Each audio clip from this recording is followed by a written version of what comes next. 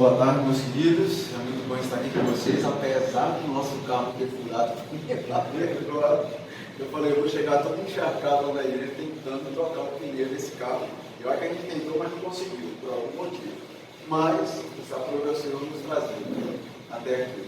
Bom, meus irmãos, além de estar aqui com uma grata satisfação, eu estou com muito cuidado e temor.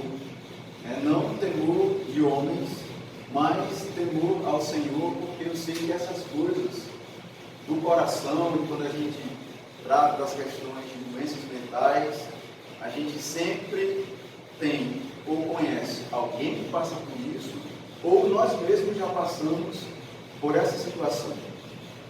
Então, o que a gente vai conversar aqui hoje não é negando o fato que aconteceu com a vida de ninguém, e respeitando a situação que cada um já passou, que viu alguém passar. Então eu queria que vocês olhassem para esse momento, vindo aqui com um espírito completamente ensinável, dizendo assim: deixa eu escutar o que ele tem a dizer. Escute tudo até o final, vejam as argumentações, vejam os princípios bíblicos que vão ser lançados, mas venham com o coração disposto a tentar entender aquilo que vou passar, porque isso aqui não é o momento da gente degladiar, mas é de prestar atenção e dizer assim: poxa, o que é que eu vou somar disso, ou que eu preciso pesquisar mais disso, ou isso aqui eu não concordo de forma alguma, mas de uma maneira muito pacífica, saudável e suave, porque nós somos irmãos em Cristo. E a palavra de Deus diz lá em Tiago que todo conhecimento, se ele não gerar fruto pacífico de misericórdia, não é um conhecimento vindo do Senhor.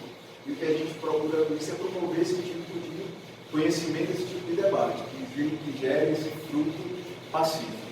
E por que falar sobre doenças mentais? Como é que eu me interessei? Vou falar rapidinho então, a respeito disso. Eu vou ficar aqui olhando agora para o relógio, ali, nem cronometrei o relógio. Se eu não cronometrar, eu me perco. A gente já viu. Já avisa? Então tá. Como o Rafa falou, já teve um período da minha vida que eu também já trabalhei com a educação cristã escolar. Então, assim que saí do seminário, eu fui trabalhar como capelão numa escola lá de São José dos Campos. E quando eu cheguei lá, eu comecei a lidar com uma situação que antes eu não tinha passado nem vivido. Porque eu saí de Recife em 98, depois do ensino médio, fui direto para a escola militar, passei 5 anos, depois 5 anos na tropa servindo, depois eu fui para o seminário e só depois eu retornei à escola e vim ter mais contato com as crianças. Chegando lá na escola, eu percebi o número enorme dos meus aluninhos, e aí eu falo aluninhos porque eu lidava com as crianças diretamente do Fundamental 1 e 2, quem ensinava o ensino médio era o Sacha. Ele dava aula de Bíblia para eles, e eu dava aula de ensino religioso e orientação para a vida familiar dos menores. E aqui o que me chamou a atenção é a quantidade de crianças ingerindo conhecimento ritalino.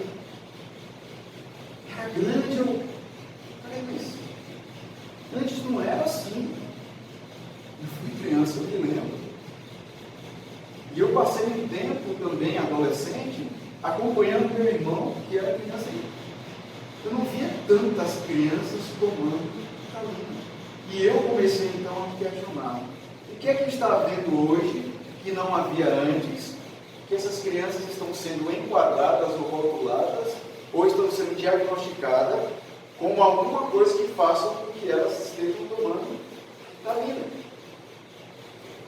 E se a gente for verificar um pouquinho mais, vocês sabem qual é o apelido da ritalina nos Estados Unidos?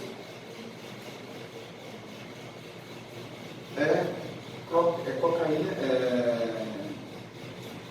cocaína não, isso, cocaína infantil, kid cocaine. Já me arrepiou mais ainda.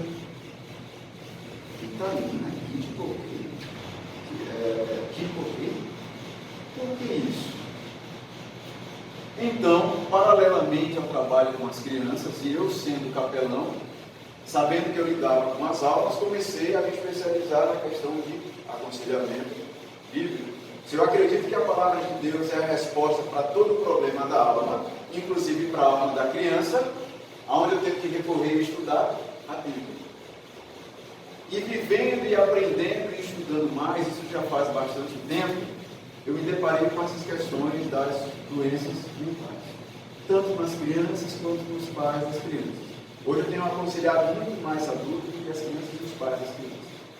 Então, por isso, por esse número crescente de crianças e de adultos que são diagnosticados com algum tipo de doença mental ou com algum tipo de transtorno, eu fui mais ainda a fundo para ver o que a palavra de Deus diz sobre isso. A gente está tão... a gente está vivendo numa sociedade que tudo o que você sente, se você for lá na Bíblia dos psiquiatras, que é o DSM, você vai se enquadrar em alguma coisa que está escrita lá. É impressionante. Se vocês tiverem curiosidade, olhem e procurem na internet. Se vocês começarem a observar os diagnósticos que eles dão, você vai dizer, oxe, agora eu tenho essa síndrome e não sabia. Opa, eu tenho mais essa síndrome e não sabia. Porque a gente se encaixa no que está lá. E se a gente se encaixa no que está lá, eu tenho uma síndrome, eu tenho uma doença. Mas será que tem tanta gente doente? Ou tem alguma coisa errada com o DSM? Por essas questões eu comecei a estudar. E para a gente ter um bom discernimento do que a gente vai estudar hoje, eu queria que a gente começasse a pensar nessa pergunta. O que é uma doença mental? Já que a gente está procurando uma resposta bíblica para a doença mental, o que é uma doença mental? Como definir? Eu preciso de uma definição do que é uma doença mental. Então eu já comecei a dividir. Vamos ver primeiro então o que é doença? Qual o conceito de doença? Vocês vão ver aí que existem vários conceitos, mas eu peguei um de um psiquiatra aqui. Não sei pronunciar aquele nome direito, mas é aquele lá. Bom, a fonte está ali. Olha o que ele diz. A doença é uma condição anormal do corpo, prejudicando o seu funcionamento. Foi definido e por estudo empírico e pela compreensão pela anatomia e fisiologia do corpo humano. A tarefa primária do cientista médico é identificar objetivamente as doenças, ou seja, fazer diagnósticos clínicos precisos, confirmado por diagnósticos pós-mortem. Mas eu quero salientar algumas palavras aqui, e prestem bem nessas palavras. Primeiro, anormal. Ele diz que a doença é uma condição anormal. Lembre-se dessas palavras que vão ser úteis depois. Depois ele fala que essa normalidade se encontra no corpo. Parece óbvio, mas guarde a informação. E ele diz que essa normalidade no corpo, ela foi identificada por um estudo empírico, pela compreensão da anatomia e fisiologia do corpo. E isso quer dizer, então, que é uma identificação objetiva, não é subjetiva. Tem que ser uma identificação objetiva. Como? Por diagnósticos clínicos precisos. Essas palavras não são minhas, é do doutor aqui. Diagnósticos clínicos precisos e depois diagnosticado pós-morte. Então veja que o estudo de fato científico, olha, a tarefa primária do cientista médico. Então ele lida com coisas muito objetivas para poder definir algo como doença. Não são pressupostos subjetivos. Eu acho que isso pode, porque existe uma possibilidade. O cientista ele vai lidar e trabalhar com fatos. E isso tem que ser objetivo. Porque senão não é ciência, é especulação. Está na fase da teoria de estudo. Isso é o conceito que ele diz. Vamos olhar então agora para o DSM. O que é DSM? Manual de Diagnósticos e Estatísticos de Transtornos Mentais, feito pela Associação Psiquiátrica Americana. O DSM é usado internacionalmente. A OMS usa, o Brasil usa, todos os psiquiatras vão recorrer, psicólogos também, para observar um fenômeno, e aí ele vai para o DSM para ele ter uma definição daquele fenômeno. Então o DSM ele diz o seguinte, olha o conceito dele então de transtornos mentais. Um transtorno mental é uma síndrome caracterizada por perturbação clínica significativa na cognição, na regulação emocional ou no comportamento de um indivíduo que reflete uma disfunção dos processos psicológicos, biológicos ou de desenvolvimento subjacentes ao funcionamento mental. Eu sei que é grande, mas eu tenho que ler para a gente se contextualizar. Ele ainda continua. Transtornos mentais estão frequentemente associados a sofrimento ou incapacidade, guardem isso, significativos, que afetam atividades sociais, profissionais ou outras atividades importantes. Uma resposta esperada ou aprovada culturalmente a um estressor ou perda comum, como a morte de um ente querido, não constitui transtorno mental. Desvios sociais de comportamento, por exemplo, de natureza política, religiosa ou sexual, e conflitos que são basicamente referentes ao indivíduo e à sociedade, não são transtornos mentais, a menos que os desvios ou conflitos sejam resultado de uma disfunção do indivíduo conforme descrito. Se você depois pegar para analisar na sua casa, coloca lá, Google, conceito de transtornos mentais segundo o DSM. Eu queria que vocês observassem quantos critérios objetivos eles usam para definir transtornos mentais. Critérios objetivos. Eu gostaria que vocês analisassem isso. E eu vou dizer por que a gente pode pôr em dúvida isso. Além do DSM, as organizações, a Organização Mundial de Saúde, ele diz o seguinte: saúde é um estado de completo bem-estar físico, mental e social, não apenas a mera ausência de doença ou enfermidade. Esses são os dois conceitos. Quando a gente junta esses dois conceitos, nós observamos que eles têm um cerne para traçar o perfil do que é uma doença mental: sofrimento ou incapacitação. Por exemplo, eu posso estar sofrendo de uma tristeza profunda. Agora, se essa tristeza profunda não estiver gerando em mim sofrimento ou incapacitação, eu não me considero doente mental. Mas se eu estou sofrendo e este sofrimento me trouxer sofrimento ou incapacitação, eu estou passando por uma doença mental. Um exemplo, vamos supor que eu perdi a minha mãe. E aí, por um determinado tempo, eu não consigo, eu passo uma semana sentindo a minha perda, o meu luto, mas eu não estou sofrendo aquela angústia, e isso não me impede de ter relacionamento, de ir para o trabalho. Então, aquele meu sofrimento não implica na doença mental. Mas se naquele mesmo prazo, ou se eu me estender um pouco, aquele sofrimento é tanto, eu paro de comer, paro de beber, perco o sono, não quero trabalhar e não quero falar com ninguém, eu sou considerado um doente mental. Nessa perspectiva bíblica, eu tenho um transtorno mental. Com isso, o critério que eles usam são: os sintomas causam sofrimento clinicamente significativo ao indivíduo. É o critério que eles usam. Sintomas causam sofrimento significativo. Mas aí começaram a surgir algumas perguntas, algumas dúvidas.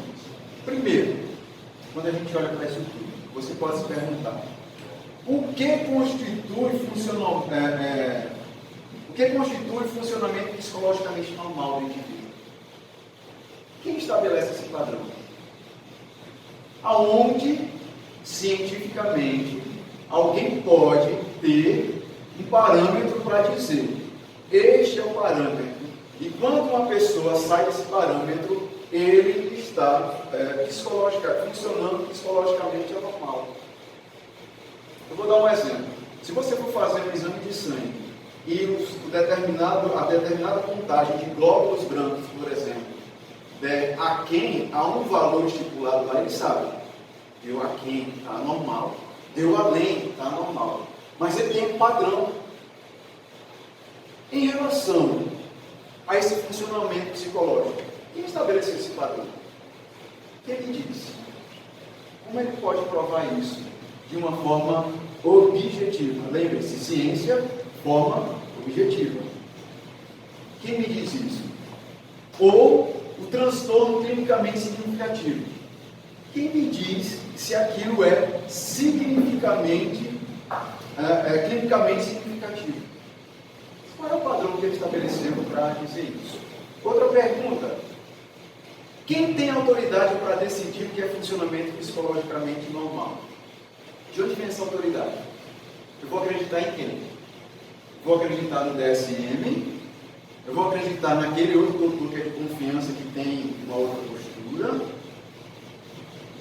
Em quem eu vou acreditar? Aonde eu vou depositar a autoridade para que eu possa estabelecer um conceito do que de fato é uma doença mental ou não? Do que é esse padrão de bem-estar? Fica uma pergunta. Lembrem-se, ciência trata com questões objetivas. Quem define o que é o completo bem-estar físico, mental e social? É simples. Você pega uma pessoa que nasceu, vou pegar a minha realidade.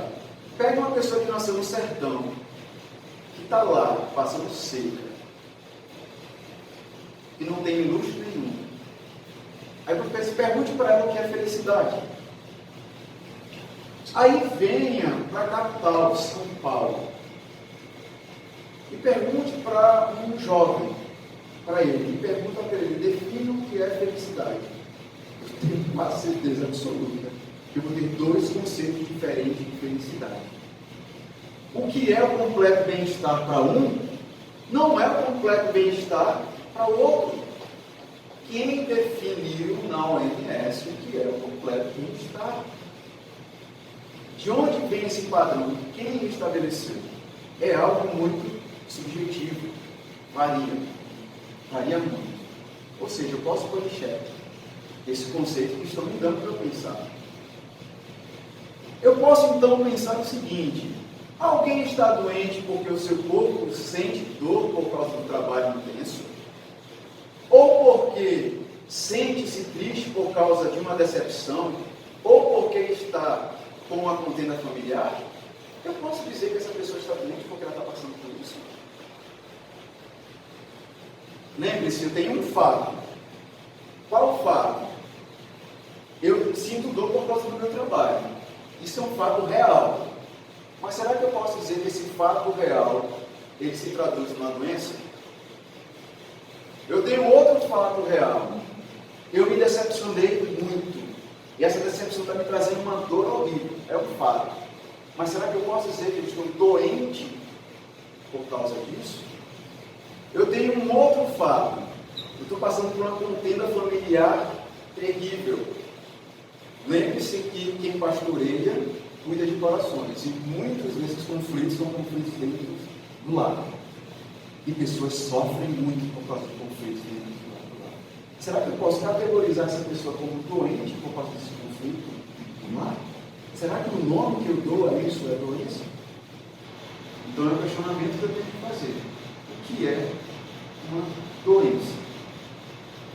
Mas, pensando nessa perspectiva do que é uma doença, eu tenho que pensar numa outra, então, de tudo que a gente viu aqui. O que é normal? O que é o normal? Então, o que é o normal para eles? Eles quem? Veja que a gente está analisando primeiro o ponto de vista do DSM e a OMS. Para quem organiza o DSM, para quem acredita na OMS e para quem segue aqueles regulamentos à risca, o pressuposto dele é o homem é normal.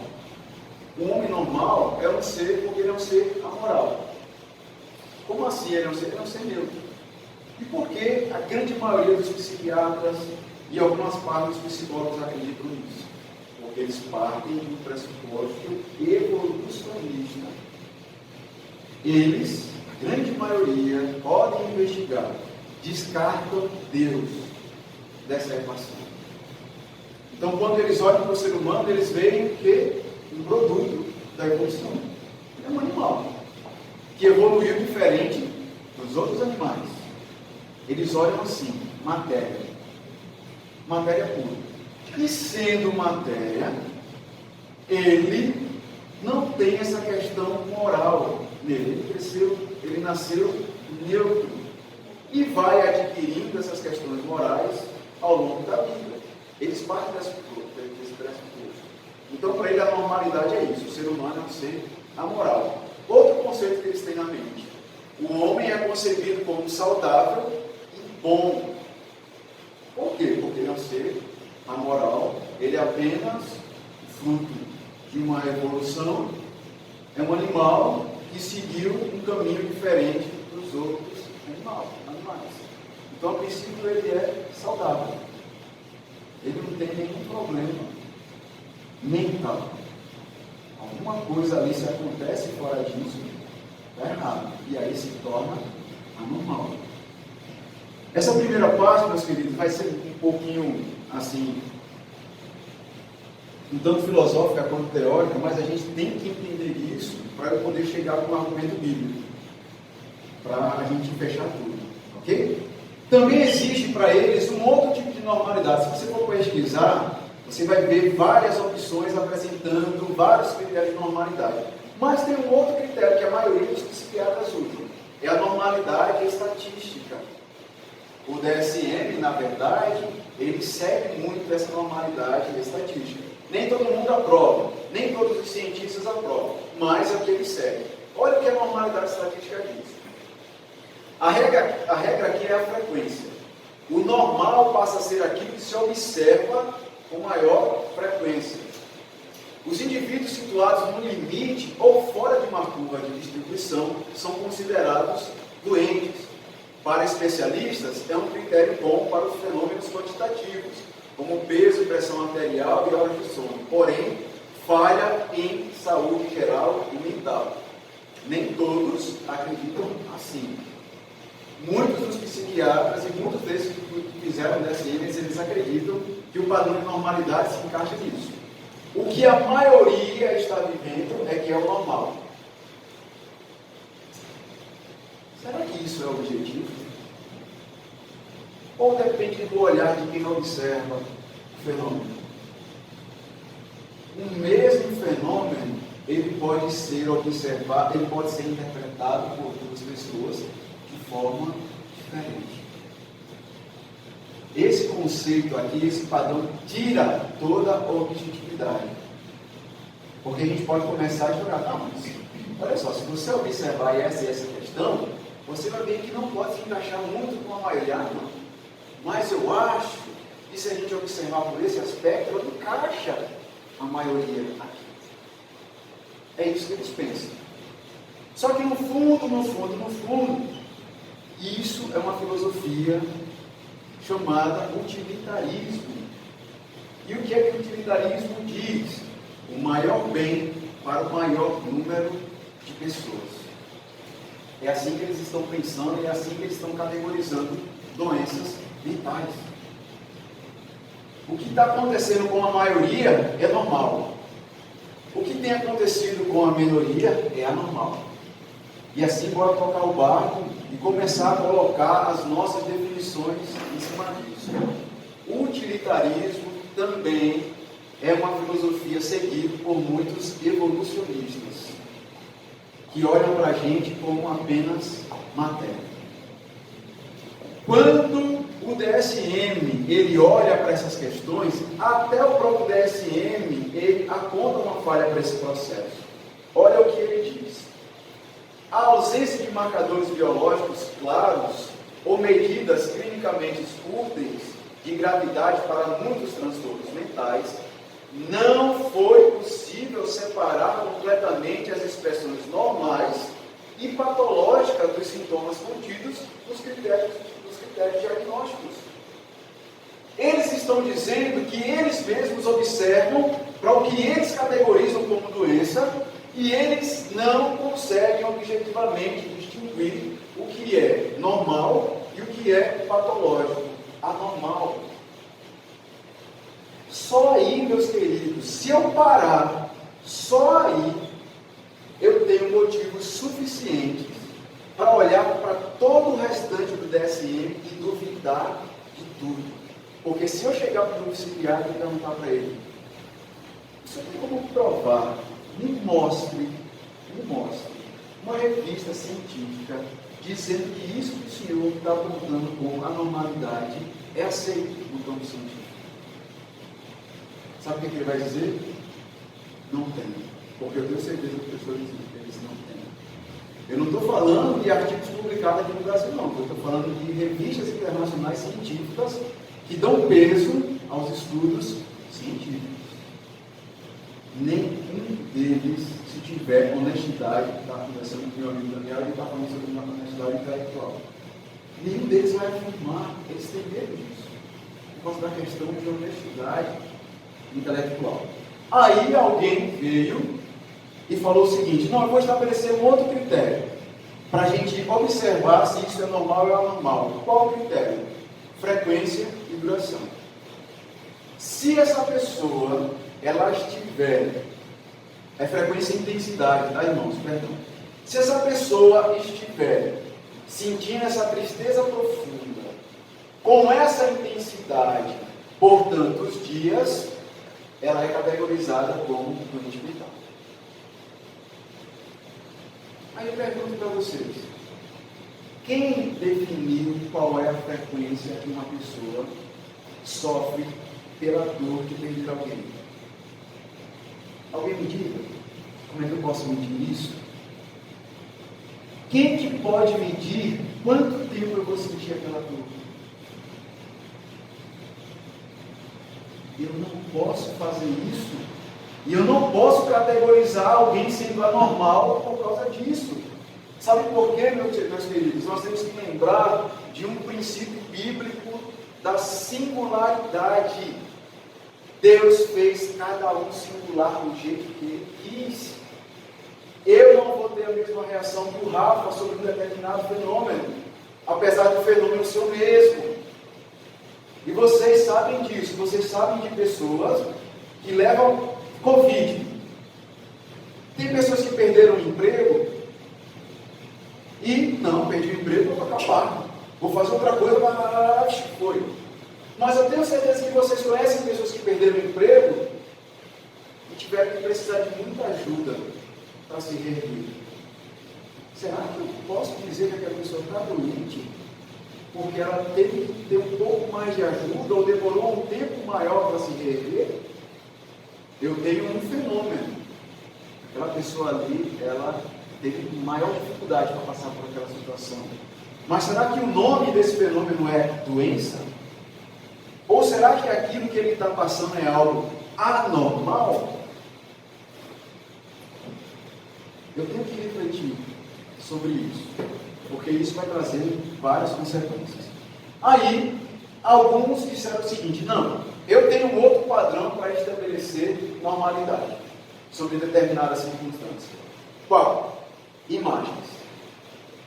Vamos pegar a imagem do cérebro.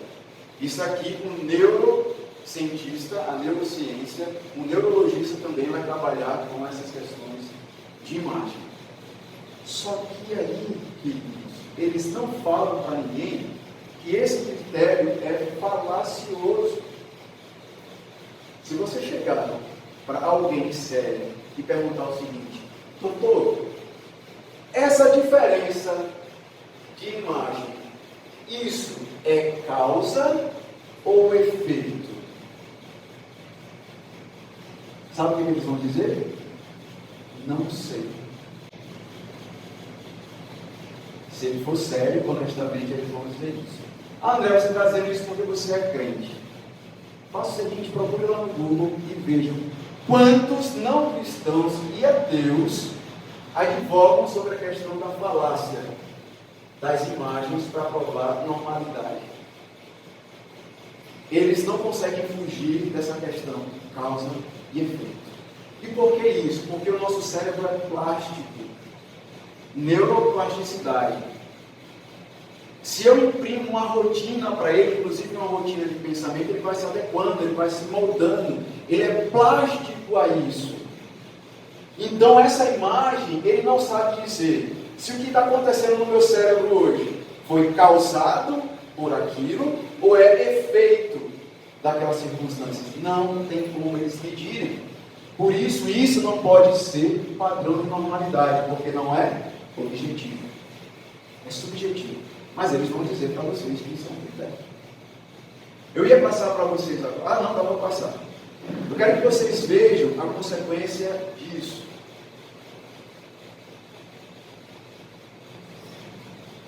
Isso aqui é um episódio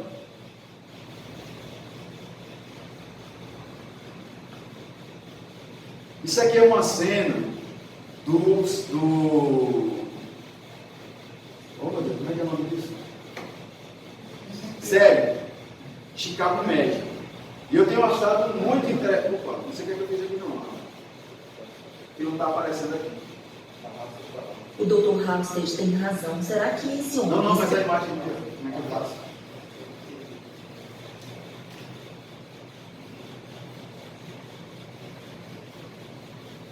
Gente, aqui eu nasci na geração X, eu sou imigrante tecnológico, estou migrando.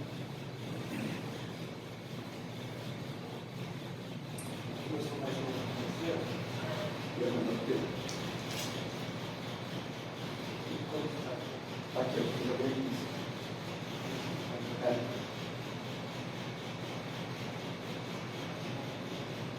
Continua assistindo, pode.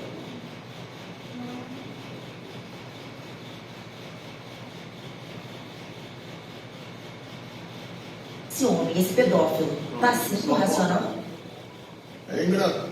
Chegou no hospital um homem e ele estava com câncer, só que ele deu a ordem: olha, se eu parar, não me ressuscite. E todo mundo no hospital ficou assim, poxa, todo mundo não, né? Os doutores estavam comendo.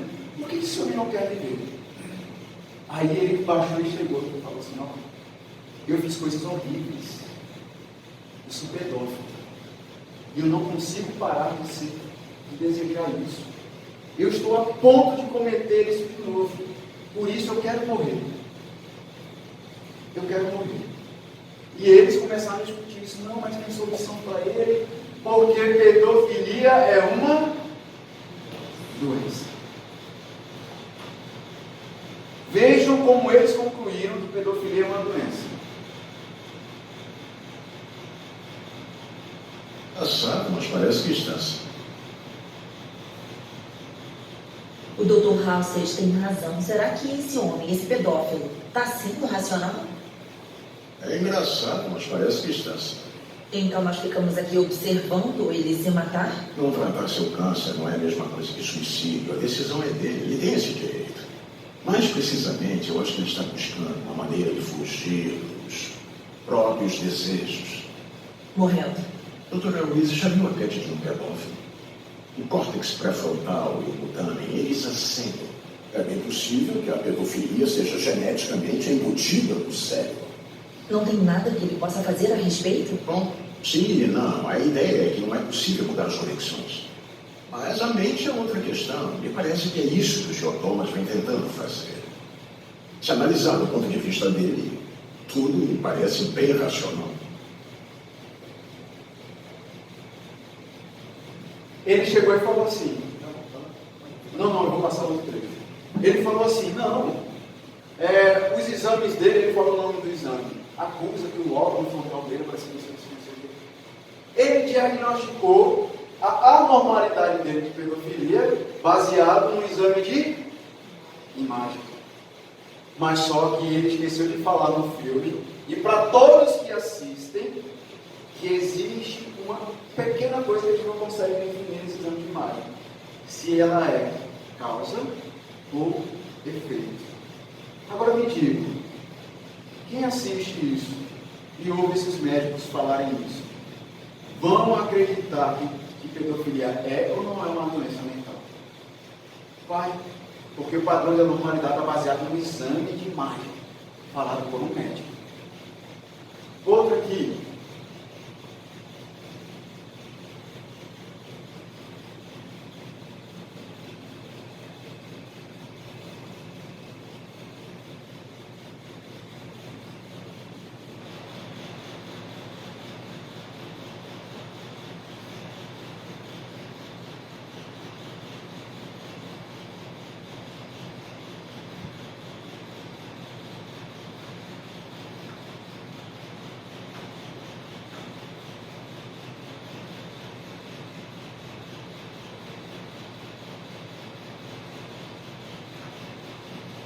Eu achei que tinha decorado, né? Tá bom.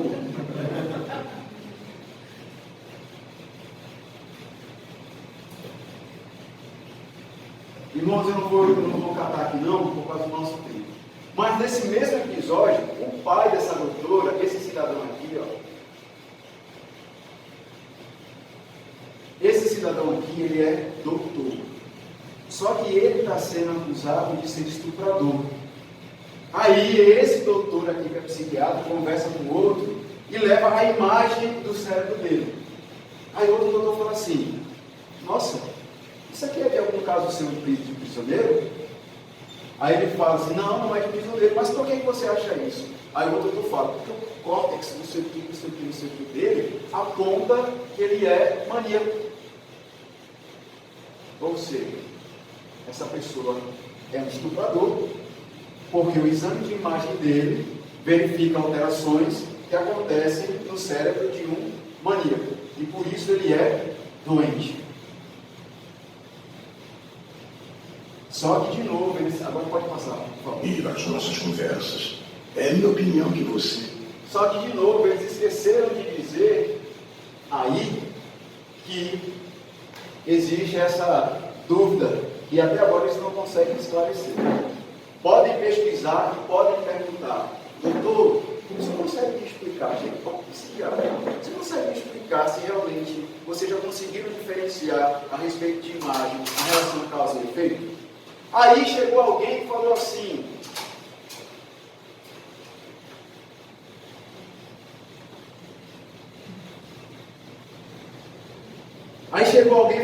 não, eu tenho outra resposta para apontar a normalidade: desequilíbrio químico. Outra falácia: desequilíbrio químico. Por dois motivos. Primeiro, igual a falácia anterior, causa e efeito. Pode perguntar: doutor, existe algum artigo científico publicado que me mostre dados estatísticos a respeito da quantidade de serotonina, dopamina, todos aqueles... Sabe o que eles vão dizer? Não, não existe. Por quê? Porque é peculiar, é muito peculiar de cada um de nós.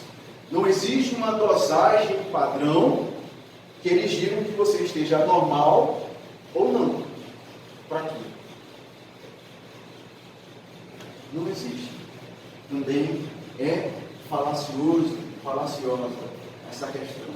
Além do que, eles não conseguem provar ainda de jeito nenhum que de fato aquelas substâncias estejam atingindo o problema. Diz assim: com certeza isso está tratando. Eles não conseguem afirmar. Eles dão uma estatística que apontam para uma melhora,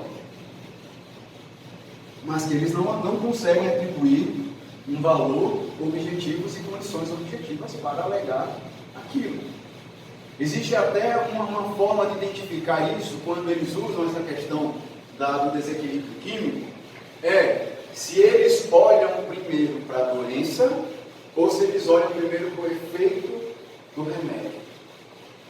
E a partir disso eles desenvolvem como é a atuação daquele produto, dessa questão do equilíbrio químico que ele acha que vai tratar na mente de alguém. Mas objetivamente ele não consegue. Objetivamente. Ele vai ter um monte de outros critérios, mas não são objetivos. Inclusive, quando começou lá atrás a estudar a questão da depressão e como esse desequilíbrio químico ele alterava a questão da depressão. Ele partiu de uma hipótese e começou a trabalhar numa hipótese. Tendo em vista isso, a gente tem que fazer outra pergunta. A gente viu o que é doença, nós vimos o que é normalidade. Mas nós estamos estudando doenças mentais. Então, quando um psiquiatra e alguns psicólogos falam a respeito de mente, o que eles pensam na mente? O que é a mente? E aqui nós temos uma dualidade. Eles estão falando do cérebro ou eles estão falando da mente? Vocês, por exemplo, quando vocês ouvem doenças mentais, vocês acham que o que é que está doente? Oi? Você acha que é o cérebro? Todos? Não? E o que é mente? Inteligência. E onde é que está isso? Está aqui? Onde é que eu encontro a mente? Oi? Depende do que você pensa sobre Do que mente. é mente. A maioria esmagadora dos psiquiatras e psicólogos, eles acreditam que mente é cérebro. Por que eles acreditam em mente que é cérebro? Porque eles são materialistas. Lembrem-se que a maioria deles descartam a questão de que você foi criado. Para ele você evoluiu. Ah, André, mas temos psiquiatras crentes? Temos psicólogos? Temos. Mas só que a base dos estudos de quem escreveu parte desse pressuposto. Freud. Cadê Deus em Freud? Descartou. Estude a história da psiquiatria e a história da psicologia, vocês vão ver que eles são evolucionistas, eles são ateus, e eles descartaram Deus, e eles descartaram a questão do transcendental. Então, quando eles olharam e começaram a fazer os estudos deles em nós, eles olharam em nós uma máquina. Matéria que está ali. Simplesmente matéria. Então, materialismo filosófico, doutrina que identifica na matéria, em seu movimento, a realidade fundamental do universo, ou seja, tudo que existe é matéria. Não existe esse negócio de transcendental, não. Com a capacidade de explicação para todos os fenômenos naturais, sociais e mentais. Logo, para eles, quando eles dizem doenças mentais, na verdade, o seu cérebro está doente. Cérebro, físico, órgão. É isso que está doente. E se eles olham para a gente como matéria, eles nos olham como máquinas. Máquinas. Está ali, tem a sua utilidade de vida, que vai acabar. Depois que acabar, vai pendurar. Matéria. Simplesmente matéria e vai voltar para ser matéria. E se uma máquina está quebrada, o que é que eu faço com uma máquina? Oi? Substituo uma peça. Ou vou lá e coloco um óleozinho para funcionar melhor. Porque é apenas uma máquina. É matéria. Quando eles pensam nisso, o que é que passa na mente deles? Só o físico afeta o físico. Porque o transcendental não existe. Ou seja, se você está passando por uma dor fortíssima, um ente querido seu morreu, e o seu corpo está somatizando aquilo, porque existe uma ligação muito íntima entre mente e o corpo, não pode ser algo transcendental que está atacando algo que é físico no meu corpo. Na mente deles isso não existe. Para eles, no cérebro deles, no entendimento deles, só algo físico, meu cérebro, pode afetar algo físico, meu corpo. Por isso que eles tratam tudo como uma doença. Porque se aquilo for doença, eu trato como uma doença? Com remédio. Não vou entrar aqui, meus irmãos, na polêmica de uso ou não de remédio, e nenhum conselheiro bíblico pode dizer para alguém, pare de tomar remédio. Vocês nunca vão me ouvir dizer isso, e nem nunca o conselheiro bíblico sério vai dizer isso. Porque a gente sabe que tem uma série de implicações. para alguém que já faz isso. Não é isso que eu estou falando agora. Nenhum conselheiro bíblico vai tomar o lugar de um médico. Mas eu estou apenas dizendo para vocês que eles pensam assim. Por isso que para eles tudo vai categorizar como doença. Por que eu estou revisando isso aqui, meus queridos? Porque se lembra do conceito de doença deles?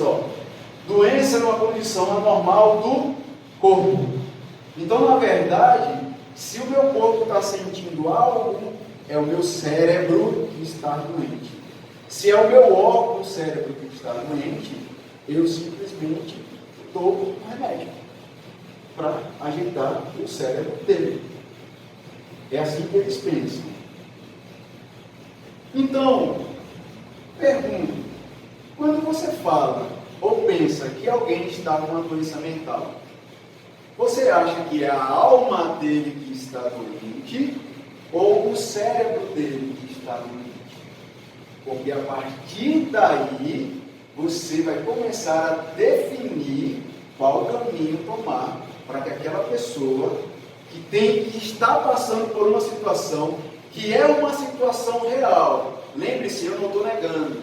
Quando chega alguém para mim, nunca brincar com a frescura. A frescura dele. E Deus me ensinou isso de uma forma muito singela. Sabe como, meus irmãos? Tratando de crianças. Às vezes, para você, é ridículo a dor daquela criança. Mas é a dor que Deus permitiu que ela sentisse. No que ela entende, no que ela vive no mundo dela. Não é dor para você, mas é dor para ela. Então, lembrado do princípio que eu falei da singularidade, você vive uma outra fase, um outro momento, você tem uma outra sensibilidade. A criança é outra fase, outro momento, vive outra sensibilidade. A gente não pode esquecer que as promessas bíblicas e os princípios bíblicos são para todo mundo, adulto e criança. Será que o texto bíblico que diz que no mundo tereis aflições é só para adulto? Não, é adulto e criança. E aí um dia eu, como capelão escolar, chega uma menininha na minha sala, chorando copiosamente, mas assim, chega solução. Aí ela parou na minha frente, e aí eu já, de início, me segurando para rir. Oh, meu Deus do céu. Eu falei, vem cá, olha contigo. Fica calma, vamos respirar fundo, respira junto comigo. Eu respirei junto com ele. Eu expliquei, olha, você tem que respirar fundo e se acalmar agora, porque se eu não conseguir ouvir o que você tem para dizer, como é que eu vou poder ajudar? Então o tio vai esperar um pouquinho, vamos tomar, quando você se acalmar e falar, eu vou ouvir e te ajudar. Aí ela parou, aí ela começou a chorar. Aí o que é que houve? Aí foi quando começou a partir do meu coração, queridos. Ela falou assim, tio capelão, dói tanto aqui dentro, pronto. Me desmontou. Eu ouvi uma criança dizer aqui, de 9 anos, tio, dói tanto aqui dentro. A dor dela é real. É real. Por mais que o fenômeno seja simples para mim, para ela é uma dor real. E eu tenho que respeitar a dor dela. Não é frescura. Nunca vai ser frescura.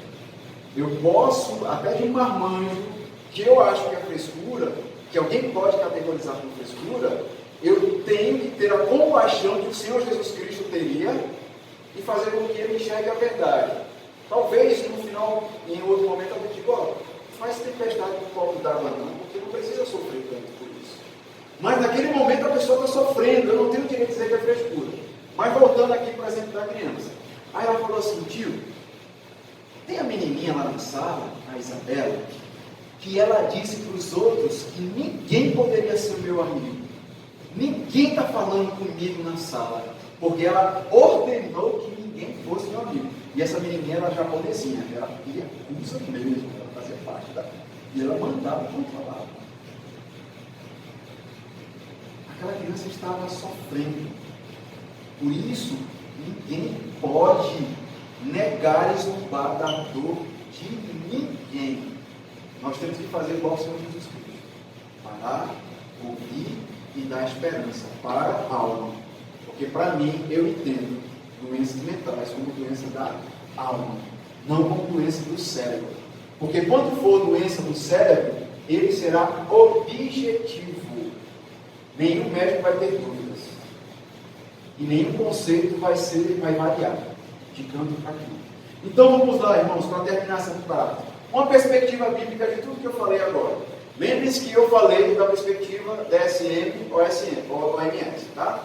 Algumas considerações. A primeira aqui eu já fiz. O fenômeno existe. Existe um fato. Existe uma pessoa muito triste, existe uma pessoa desesperada, perdida, existe uma pessoa com uma variação de humor muito grande, existe uma pessoa catatônica por causa da culpa. Vocês já viram isso? Já vi. Estudava com Mackenzie até, Danilo. Uma moça que ela era, os pais dela, eu acho que é de Franca, alguma coisa assim, é aqui do interior, e mandaram a menina lá para o Mackenzie. Pagaram a faculdade, pagando a faculdade, mandaram o dinheiro para ela, mandaram o dinheiro do aluguel. Só que ela descobriu aquela rua que fica lá embaixo do Mackenzie. Como é que é o nome? Maria Antônia, tem a Maria Antônia e a Maria Bola. Que se enche, né? A Maria Antônia é a que fica onde fica o Mackenzie, né? Só que saindo um pouquinho mais a Maria Antônia, você quer na Maria Bola, que é pior ainda. É aquilo lá. São horríveis. Ela descobriu aquilo lá. Só que para ela ostentar, ela precisava de dinheiro. De onde vinha o dinheiro dela? Da faculdade do aluguel. Ela deixou de pagar a faculdade, deixou de pagar o aluguel, gastou todo o dinheiro de farra, e aí começou a vir a culpa. O que eu vou fazer agora? Como é que eu vou dizer para os meus pais? Meus irmãos, a opressão da culpa foi tanto no coração dela, pesou tanto, doeu tanto, que ela começou a entrar no estado depressivo. E esse estado depressivo foi se aprofundando tanto que ela chegou a ficar catatônica. Assim, ó. Você falava com ela assim. Assim. O tempo todo. Por causa da culpa. Eu vou dizer isso é frescura? Existe um fenômeno. Ele é real. O fenômeno é sentido de maneira diferente por cada um. Eu já falei isso antes, não estou revisando.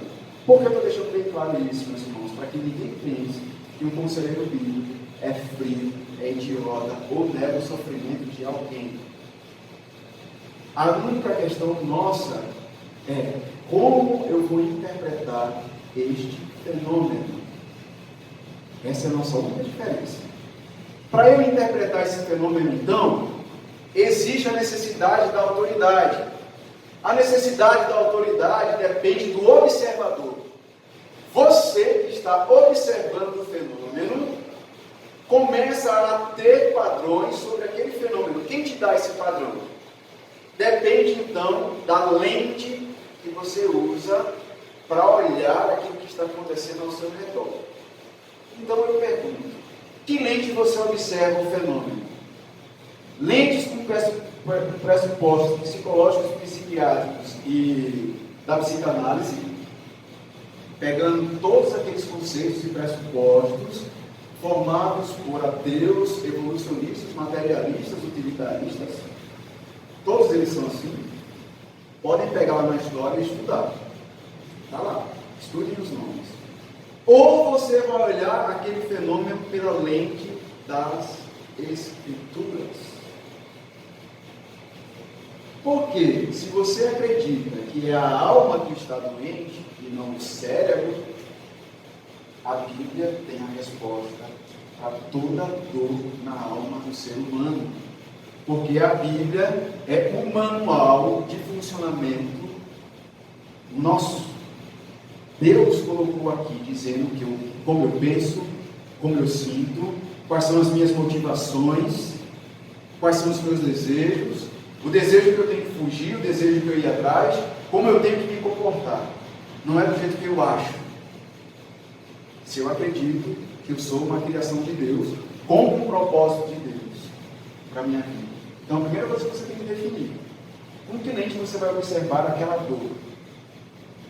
Uma lente psicológica, psiquiátrica, da psicanálise, ou uma lente das Escrituras? Eu acredito que eu tenho que olhar com a lente das Sagradas Escrituras para todos os fenômenos, inclusive para esse. O nome disso é cosmovisão bíblica.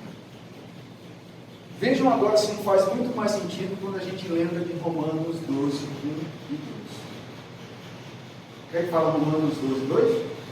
Outras coisas, irmãos, para a misericórdia de Deus, que apresenteis os vossos corpos como sacrifício santo e agradável a Deus, que é o vosso culto nacional. E não nos conformeis com esse mundo, mas transformai-vos pela renovação do vosso entendimento, para que experimenteis qual seja a boa, perfeita e agradável vontade de Deus.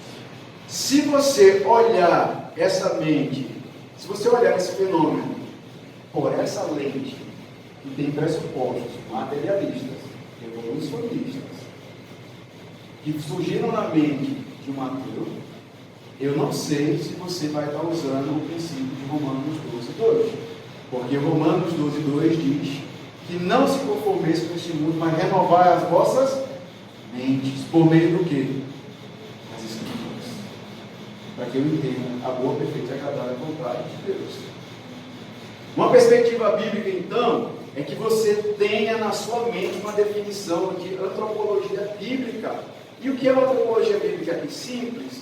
Eu não vou entrar na questão tricotomista, corpo e alma e espírito, mas se você acredita nas Sagradas Escrituras, você acredita sobre a antropologia bíblica no mínimo dois princípios. Primeiro, você é criação de Deus. André, mas tem evolucionistas teístas que juntam as duas coisas. A gente poderia ter, eu não, aqui é o Rafa. O Rafa que tem uma boa conversa com vocês a respeito disso depois. Eu creio piamente que eu fui criado do jeito que está ali nas Escrituras. Eu sou obra-prima diretamente das mãos de Deus. Ele me criou. Primeiro, sou criação divina. Não sou um acaso da evolução. Segundo aspecto, eu sou formado de uma parte material e de uma parte imaterial. Não estou dizendo que a alma é assim, não, meu querido, é só uma representação aqui. Eu tenho que crer nisso. E essas duas coisas estão juntas o tempo todo. Então eu tenho que definir quando eu estou passando por este processo. É o meu cérebro que está precisando de ajuda ou a minha alma que está precisando de ajuda? Porque eu olho por essa perspectiva, eu não vou colocar o transcendental. É a minha alma. É a minha alma. E a Bíblia aponta muito claramente isso. Alguém pode ler o Salmo 32? Para a gente ver um exemplo muito claro o que uma alma doente faz no corpo.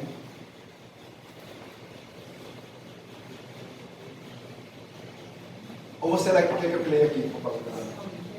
32. Oi?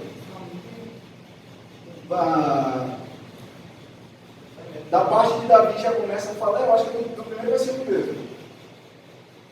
Salmo 32. Como é feliz aquele que tem suas transgressões perdoadas e seus pecados apagados. Como é feliz aquele a quem o Senhor não atribui culpa e em quem não há hipocrisia. Enquanto eu mantinha escondidos meus pecados, meu corpo definhava de tanto gemer. Só um pouquinho, vocês viram aí?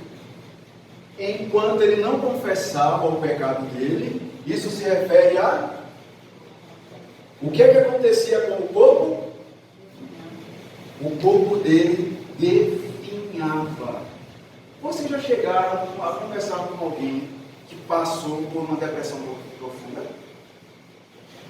Pergunte como é que ela sente o corpo dela. Não estou dizendo que necessariamente ela está em pecado. Estou dizendo isso. Estou falando da relação aqui, alma-corpo.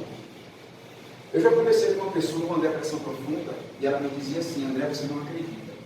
Chega 4 horas da tarde, eu sinto uma dor tão intensa que meu corpo todo treme. No caso de Davi, era por causa do pecado. Mas o que eu estou falando aqui é relação alma-corpo. Na verdade, o corpo dele estava definhando por causa de alguma doença do cérebro? Por que o corpo dele estava definhando? Por causa do pecado. O problema era na alma. Então a solução vai ser no cérebro dele? Não. A solução tem que atingir a alma. Para isso você não precisa de remédio.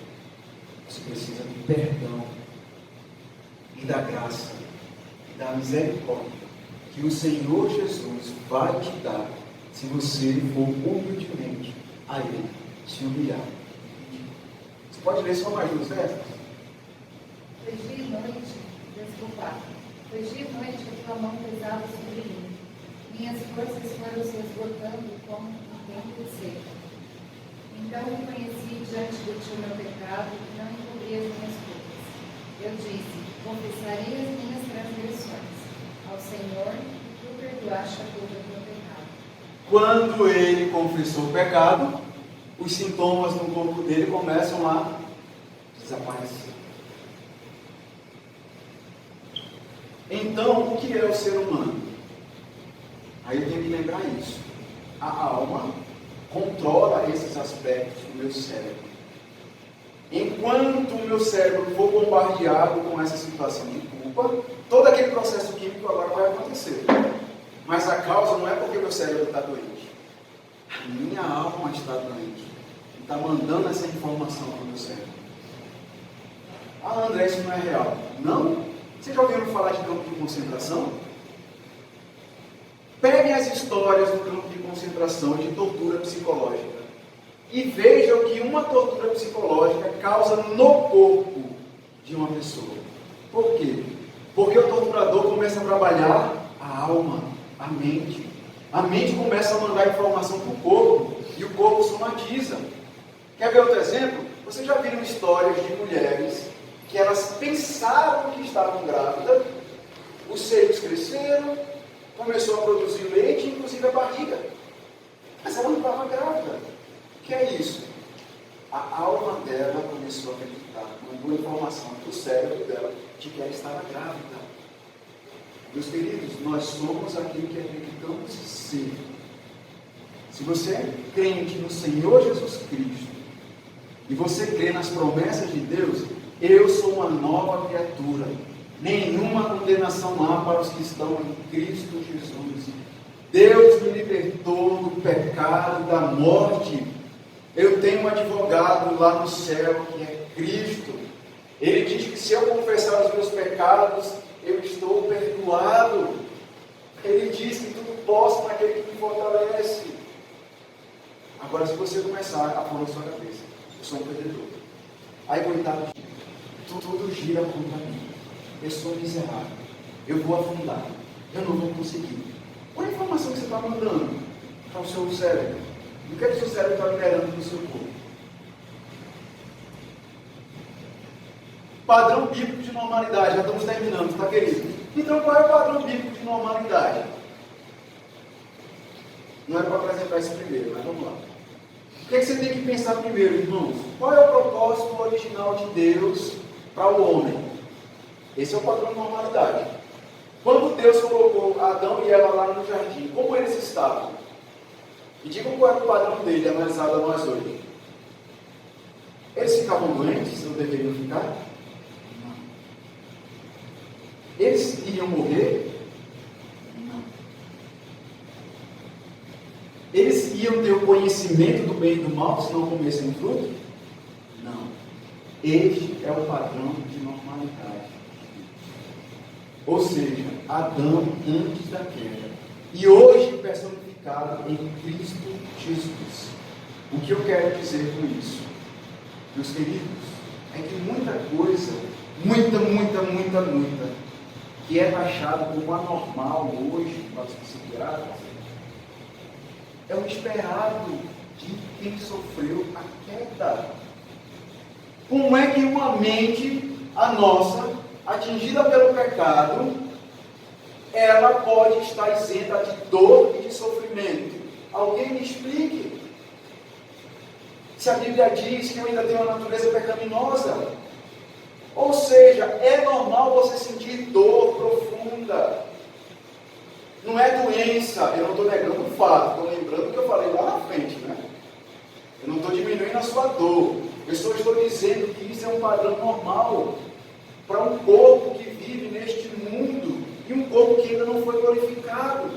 Agora, por que os psiquiatras não acreditam que isso seja o padrão normal? Porque eles não acreditam no transcendental, nem em Cristo, nem no pecado e nem na queda. Então, qual é a resposta que eles têm para o corpo que não está respondendo bem? Se eles não acreditam no transcendental, o cérebro. A resposta deles é outra. Eles olham para um lado, olham para o outro. Poxa, eu nego Deus. Não existe transcendental. Essa pessoa está passando por isso. Ele é um ser amoral. Qual é a resposta para isso? O cérebro dele está doente. Mas não é normal nós passarmos pelo que passamos. Não espere ser melhor do que isso não, porque a nossa natureza é pecaminosa. Quer prova maior disso? Olhe lá em Gênesis capítulo 3, o que acontece com a humanidade assim que o pecado entra no mundo. Olhe lá, faça um estudo depois. O homem e a mulher começam a sentir culpa, dor e sofrimento, vergonha. Antes eles não sentiam. Entrou o pecado, começaram a sentir. Aquilo passou para o padrão de normalidade. E quando é que eu mudo a chave desse padrão para o padrão normal? Quando eu me pareço cada vez mais com Cristo. Porque a palavra de Deus diz que a partir do momento que eu entrego a minha vida a Cristo, a minha mente passa a ser a mente. Está vendo como faz muito mais sentido agora as palavras de Paulo? Eu tenho a mente de Cristo. E se você colocar a sua esperança em fé nisso, a dor que você sente, o problema da sua alma, Cristo vai alcançar. Porque Ele é Deus. Ele lhe fez com um propósito. Se achegue a Ele. É normal você estar passando por isso, você não é normal. Você só tem que lutar para alcançar este padrão aqui, ó, a mente de Cristo. Vamos lá, já estou terminando. As necessidades definem doenças mentais. Então, por que eu tenho a necessidade de definir doenças mentais? Por dois motivos. Quando eu defino doença mental, eu sei qual é a causa, e sabendo qual é a causa, eu sei qual é a cura. Se você tiver o padrão do DSM e da OMS, qual é a causa da doença mental? O cérebro. Qual é a cura para a doença mental? Remédio. Agora, se você entende que você foi ao médico, ele passou todos os exames, e o conselheiro bíblico sério faz isso, descarta toda a possibilidade física. Vou dar só um exemplo aqui de depressão. Gente, tem gente que entra em depressão porque tem problemas de funcional de tireoide. Eu tenho que verificar. Descartei todas as hipóteses objetivas. Poxa, então existe a grande probabilidade realmente de ser a alma. Vou investigar, porque agora eu vou tratar da alma. Então, se eu sei que o problema é a alma, qual é a resposta para a angústia da alma do ser humano? Cristo. Não tem como. Só que eu tenho que crer. Eu tenho que crer. Sem fé é impossível agradar a Deus. Olha só o que diz esse doutor aqui, tá bom? A fonte ali de novo. Acredito que a razão pela qual a mente tenha sido tão sumariamente desprezada na medicina seja o resultado não apenas do pensamento dogmático, mas também de considerações financeiras. Indústria farmacêutica. Se o poder de sua mente pode curar o corpo doente, para que você deveria ir ao médico? Se sua mente pode curar o corpo doente, por que precisa comprar remédios? Eles não querem que isso seja uma realidade. Eu tenho certeza absoluta que por trás de Chicago Med tem indústria farmacêutica. E vejam quanto a indústria farmacêutica ganha em cima disso. Eles não querem que isso acabe. Eles inventam doença, por isso que o DSM e E outra, pegue o DSM-3 e pegue o DSM-5 e veja quantas doenças estão inclusas. Sabe por que eles incluem tantas síndromes e tantas doenças? Porque quanto mais doenças tiver, mais remédio você precisa, mais a indústria farmacêutica ganha, mais psiquiatras vão representar indústrias farmacêuticas. E aí, se sua alma está doente, qual é a cura? Os remédios não curam doenças da alma. André, você está descartando tudo? Não, não é isso. Não sou ignorante a isso. A gente teria que ter uma longa conversa só sobre isso. Mas fixe no ponto que eu quero centrar aqui. O remédio não cura doenças da alma. Eles são paliativos para uma determinada situação. Que às vezes uma pessoa está tão desesperada, e eu vou deixar ela assim louca? Não. Para aquele momento, ela precisa de um remédio. Às vezes até para não tirar a própria vida. Mas ela não pode viver tomando aquele remédio se a causa, ou do jeito que eu entendo, o pecado ou qualquer outra fonte de tristeza.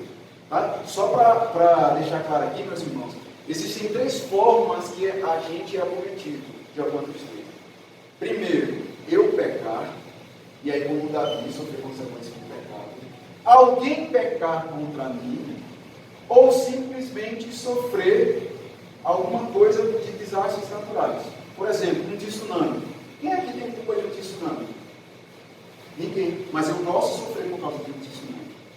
Existem essas 3 causas de sofrimento.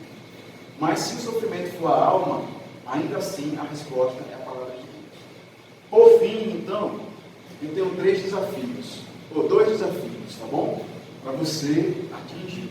Primeiro deles, aceite as verdades bíblicas. Não se engane. Não se engane, meus amados. Não se deixe enganar. Às vezes a gente parte para muitas pressuposições nossas. E achismos nossos. Não se deixe enganar. Eu quero ler para vocês um trechinho aqui de um psiquiatra que não é cristão. Não é cristão. Olha o que ele diz. Senhard é o nome dele. Ex-professor de psiquiatria em Harvard. Ele nos ensinou que a maior parte do sofrimento humano está relacionado ao amor e à perda ao trabalho e que o trabalho dos terapeutas é ajudar as pessoas a aceitar as experiências e seguir em frente. Ouviram bem? O sofrimento está ligado à perda e o trabalho dos terapeutas é aceitar que eles vão em frente, seguir a realidade com todos os seus prazeres e mágoas. A observação que eu quero fazer maior agora. As maiores fontes do nosso sofrimento são as mentiras que contamos a nós mesmos. Ele dizia, incitando-nos a sermos honestos conosco, nós mesmos, sobre cada faceta de nossas experiências. Ele ateu. Foi isso que ele escreveu. 2 verdades bíblicas que eu vou ler para vocês. Primeiro, não sofra aquilo que o Senhor Jesus Cristo já sofreu por você na cruz. Salmo, Isaías 53, diz o seguinte, a partir do versículo 3, eu vou ler. Ele foi desprezado e rejeitado, homem de dores, que conhece o sofrimento mais profundo. Você já teve um sofrimento profundo? Jesus conhece. Quando ele morreu ali naquela cruz, e quando ele ressuscitou depois, ele declarou a vitória sobre o seu sofrimento. Não carregue um jugo pesado. Coloque aos pés da cruz e aceite o dele, que é leve e suave. Sabe por quê? Porque ele já pagou o preço pelo seu sofrimento na cruz. Cristo fez isso. Se achegue a Ele com essa esperança. Apesar disso, foram as nossas enfermidades que Ele tomou sobre si e foram as nossas doenças que pesaram sobre Ele. Pensamos que o seu sofrimento era castigo de Deus, castigo por sua culpa, mas Ele foi ferido por causa de nossa rebeldia e esmagou por causa de nossos pecados. Sofreu o castigo para que fôssemos restaurados e recebeu açoites para que fôssemos curados. Último versículo, eu não vou estar me alongando, já nem sei quanto tempo já passei. 1 Pedro 2, a partir do versículo 22. Ele nunca, a partir do versículo 21. Porque Deus o chamou para fazerem o bem, mesmo que isso resulte em sofrimento. Por quê? Pois Cristo sofreu por vocês. Cristo sofreu todas as dores por nós. Nós não precisamos carregar isso. Nós temos que nos achegar, como dizem Hebreus, ao Senhor, ao trono de graça dele, Ele vai dar misericórdia para nós. E o texto diz lá no versículo 24: por suas feridas fomos sarados. Então, aceite as verdades bíblicas. Isso que eu falei é verdade. Terminando. Estude as Escrituras, meus queridos. Estude as Escrituras. Estude as Escrituras. Porque ela vai fazer você enxergar aquele fenômeno como ele enxerga. Para que você não se esqueça da graça de Deus. Então, o meu objetivo aqui, meus irmãos, maior é desmistificar o que muitos chamam de doença. Para que você entenda que você não está doente, não. Se você entender como eu, você simplesmente está vivendo num mundo caído. E o nosso corpo e a nossa mente sentem isso ainda. Isso muda quando somos renovados por Cristo. E a gente só vai parar de sentir isso no dia que a gente estiver glorificado com Deus. Amém? Deus os abençoe, meus irmãos. Muito obrigado pela paciência e pelo tempo.